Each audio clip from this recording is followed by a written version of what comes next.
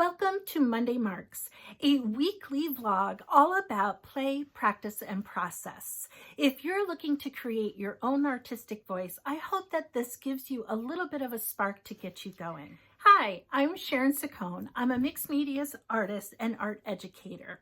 And today we're going to look at a fundamental concept in collage art, which is layering. Layering adds so much depth to your artwork, and when you're thinking about how each layer has a very specific purpose to your work, it really helps you to think about how to create that depth. Layering isn't just a technique, it is a way of seeing and thinking in your art making.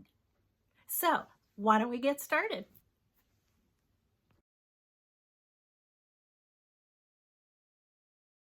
My first layers usually start with collage. I always like to have something down on my paper to respond to. Here I'm using some of my handmade papers. They are printed onto a wet strength tissue paper, which allows some of the layers to show through. It's a really nice translucent paper. I'm also using a silicone brush in matte medium. I typically use matte medium in my beginning layers. I don't use it at the very end because the matte medium really does have kind of a chalky look to it and can dull some of the colors. But it's a great glue, and what I'm doing right here is I'm auditioning a few things, ripping them into the pieces and the sizes and the shapes that I want. I don't like how the bottom is up to the halfway mark, and so is the top. So what I do now is I go in with some other layers just to push that edge away and to dull down some areas and create some more layers of interest. So collage becomes my first layer. Once I trim off the edges, now I'm going in and I'm starting to build my next layer. I'm going right over top of all of the collage paper, and I'm using a heavy-bodied acrylic paint. My subject matter is Queen Anne's lace, which I've been really interested in lately in white and how to create white on paper and have it look realistic, have it look luminous. So you can see that as I started working, I'm working from the background forward. I'm working with the darker layers up to the lighter areas.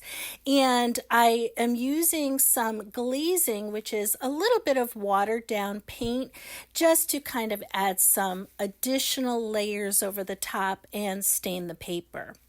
Now I'm back into my next layer of collage, and this is where I really love to get into the smaller details. So I'm starting to rip papers much smaller. I'm deciding where I need more darks and some lights, where I need more textures. I love using text in my artwork, so I'm actually ripping some pages from a book and I'm using that as my white. It adds a little bit of texture, and the text adds that extra layer of mystery. It's like, why is it there? What does it say?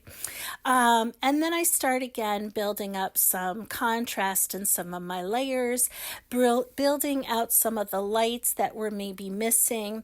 I also added some additional layers of texture. One of my white papers actually had some dots on them that were slightly raised up, and it will just make those areas come forward a little bit.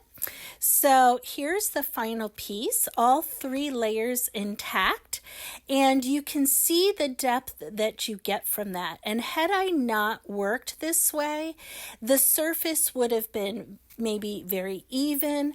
I would have not been able to make some of the marks that I made here using collage paper that I would do with paint. As we think about layering today, I want to leave you some questions.